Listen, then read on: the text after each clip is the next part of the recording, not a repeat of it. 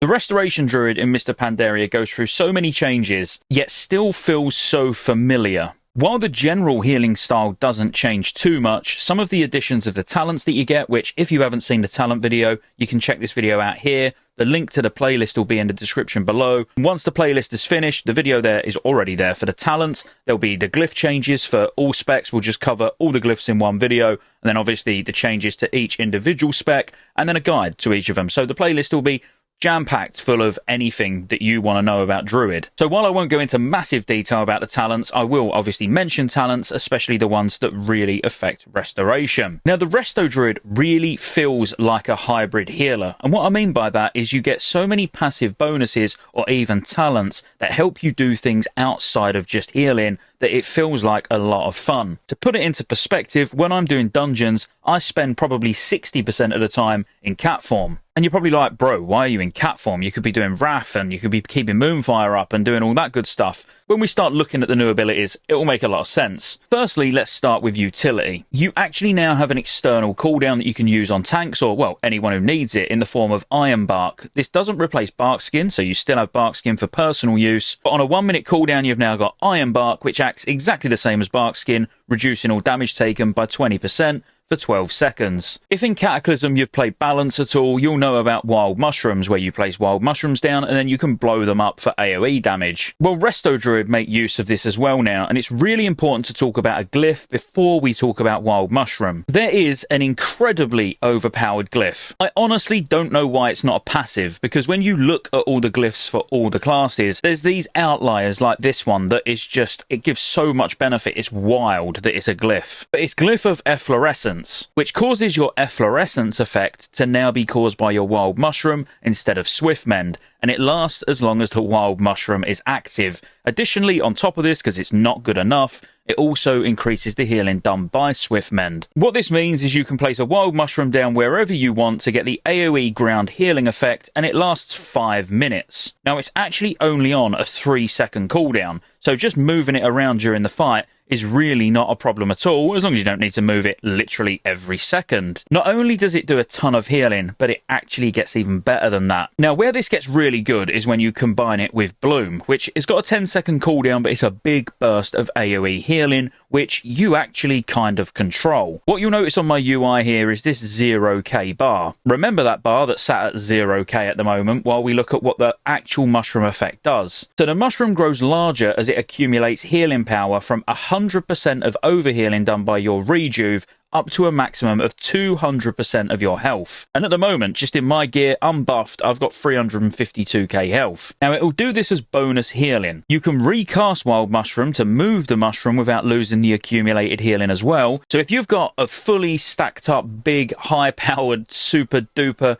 Alright, you get the point. If you've got a really powerful mushroom ready to go, but everyone moves when you're ready to bloom it, you can move the mushroom to where they've all gone to and then blow it up without losing any of the effect at all. Now, when you cast Bloom, all it does is put your mushroom on its 3-second cooldown. So even though Bloom has got a 10-second cooldown, when you actually press Bloom, it's only going to put Wild Mushroom on its cooldown for a few seconds before you can place it down again. So it's not even really punishing to use. Just before everyone's going to move, Bloom it just to get rid of all the power out of it and then replace it where everyone's going. Absolutely overpowered heal. Imagine stacking this with a Resto Shaman's Healing Rain when everyone's stacked on a fight. It's crazy, crazy healing. Now, like you'll see, when I use Rejuve, the overhealing is going to go towards that Bloom, and you can actually get this up really, really quick with another new ability, which is called Genesis. Now, this targets all party or raid members within 60 yards and accelerates the caster's Rejuve effects, causing their heal to expire at 400% the normal rate. Now, you can see Rejuve ticking every couple of seconds nicely, but if you reapply it and then use Genesis, you look at how quick it gets through that entire Rejuve. Now, that's great when you got Rejuves on loads of people and then you use Genesis to basically force the overhealing into your mushroom to then wait for a big AoE to come in on your raid that you're then going to bloom the mushroom with.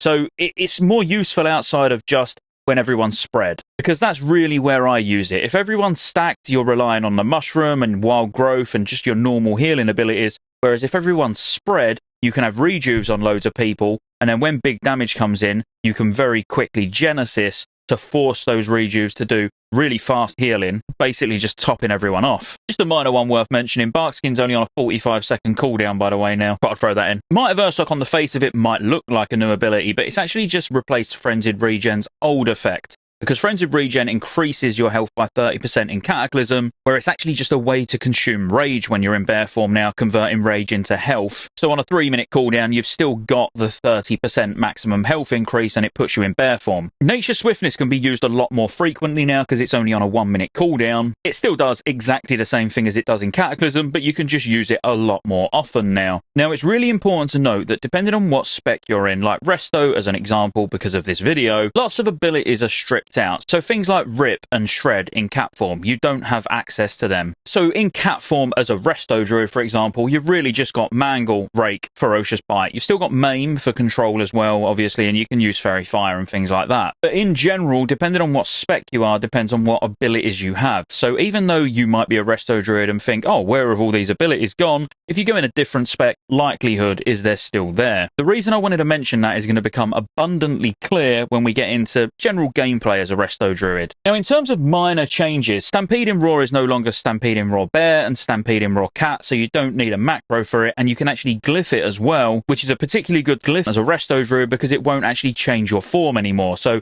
you'll just stay in human form, so you're not wasting a global going into bear, or obviously if you're in cat form and you use Stampeding Roar, it will keep you in cat form. You have to be in one of those. As a default, when you use it in like normal form, it'll always put you into bear form, unless you use the glyph. And then before we get onto the actual healing abilities that you're going to be using and how it all comes together, Symbiosis is bloody epic. Symbiosis is a 1-hour buff that persists through death as well, so you only need to cast it on someone once per hour as long as you're keeping it on someone that you want, and you're going to gain an ability and they're going to gain an ability from you. Now, I'll put the graphics up on the screen that show you exactly what they're going to get and what you're going to get because there's a lot to go through, and I will be covering this in a future video, talking about what situations you would put it on what person. But in general, you can get some amazing abilities. It's definitely more about what you gain rather than what they gain, although being able to give a Holy Paladin Rebirth, for example, and then in its place, if you as a Feral Druid, for example, you're going to get Divine Shield, is absolutely amazing. Putting it on a Warlock, even though they're only going to get Rejuve, which they're rarely ever going to use, you're actually then going to get Soul Swap as a Feral, for example, so you can swap your bleeds over. But to keep it relevant here, as a Resto Druid, being able to get something like Leap of Faith from a Priest, or even Ice Block from a Mage, Deterrence from a Hunter, Icebound Fortitude from a Death Knight, there's so many really, really good abilities that you can gain from other people. Used smartly in combination with a Warlock is probably one of my favourites though, because you can actually use their teleport. So wherever they place their teleport on a 30-second cooldown, you can teleport to that teleport as well. So if there's a range stack point, for example, but then you're all moving into melee for something, you can then use the Warlock's teleport to go out at the same time as they do.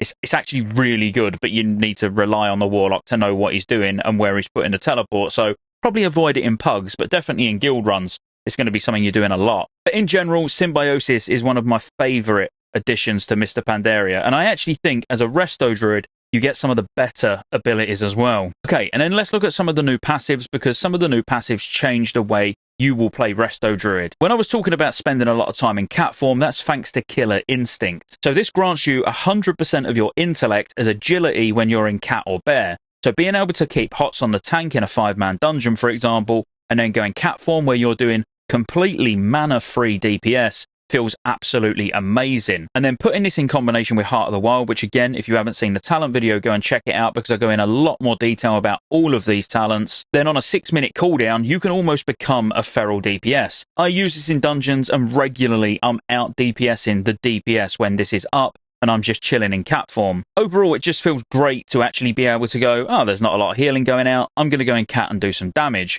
And you're probably thinking, well, you could Wrath and you can Moonfire and all of that. You can, but that costs mana. To go into cat form costs less mana than one single Wrath. And then for as long as you're in cat form, you're also gaining mana because you're not spending any, obviously, and you're getting to do some free damage. So I absolutely love the playstyle, which in retail or in modern World of Warcraft is referred to as cat weaving. While Living Seed won't be anything new to you because it does exist, but it's an optional talent in Cataclysm, you get this as baseline now. It still does the same thing, and it's really, really strong, but every Resto Druid gets it, so happy days. Malfurion's Gift is what reduces your Bark Skin down to a 45-second cooldown and puts your Tranquility on a 3-minute cooldown, and Tranquility basically does the same thing. It heals more players in 25-man than 10-man, healing only 5 in 10 and 12 in 25, but the actual effect is pretty much identical. Another really good use for Symbiosis here is if you put it on a Shaman and you can get Spirit Walker's Grace. So if you need to use Trank, you know how annoying it is when you press Tranquility and then for some reason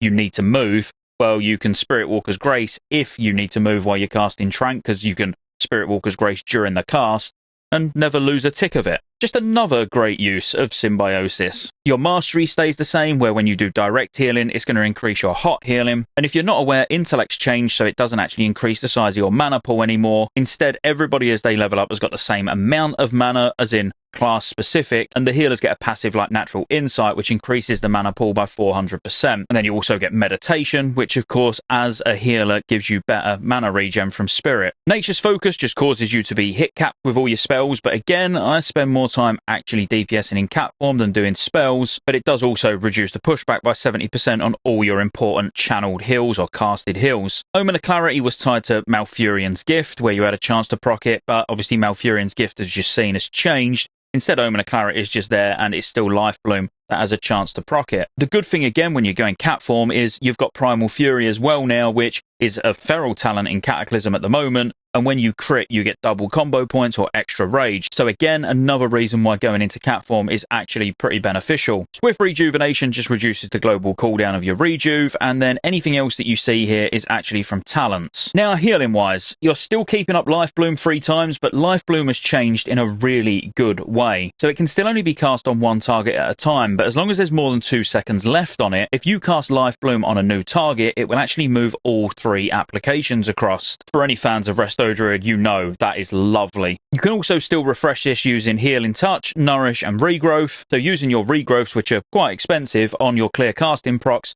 the Refresh Life Bloom is still the way to go. A nice addition to Healing Touch as well, which is obviously your big, slow heal. When you use this, it reduces the cooldown of Swiftmen by 3 seconds as well. Obviously, if you're casting Healing Touch, it's because someone's taking a lot of damage, so to be able to do more frequent Swiftmens is always nice. Regrowth still does a pretty large heal and then a hot over 6 seconds. It's got a 60% increased chance to crit, and if people are below 50% health, the hot portion, when it ticks, will actually refresh itself back to 6 seconds. So using this on low health people is obviously really good because it's going to keep that hot rolling until they get over 50%. Rejuve is Rejuve, not a lot to say there. Now, because the talent for Efflorescence due to the talent system change is gone, where you actually get the secondary effect on Swiftmend, it's now just baked into the ability instead. So it still does an instant heal. It doesn't consume Rejuve or Regrowth. You don't need a glyph to stop that from happening. But it does also now get the Efflorescence talent benefit from Cataclysm, where it also does a little heal to a few targets around. Wild Growth has not changed, it's still your 5 target Smart Hot, which if you increase the cooldown, you can also increase the amount of targets that can be affected by 1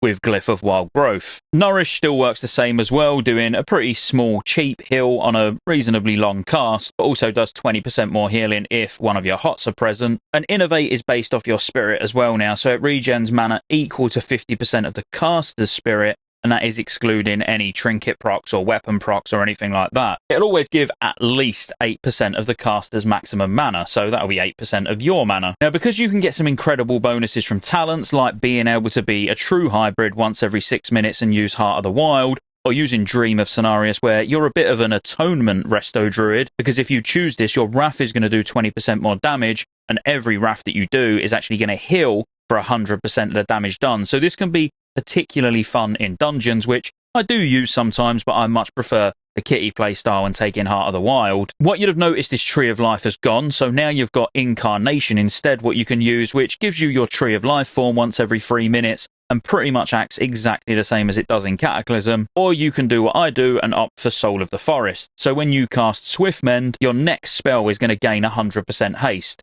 So doing a Swiftmend into a Wild Growth, where Wild Growth has got all of that haste now, just makes it tick really, really fast. As I say, if you want a much more in-depth look at the talents, then go check the talent video out. I think I've said that 3 times, apologies. But how does that all come together? So in raids, you're going to want to maximize the amount of time people are spent inside your mushroom. You're going to be keeping Life Bloom up on the tank stacked 3 times. When there's a tank swap, you can just swap your life bloom onto the new tank.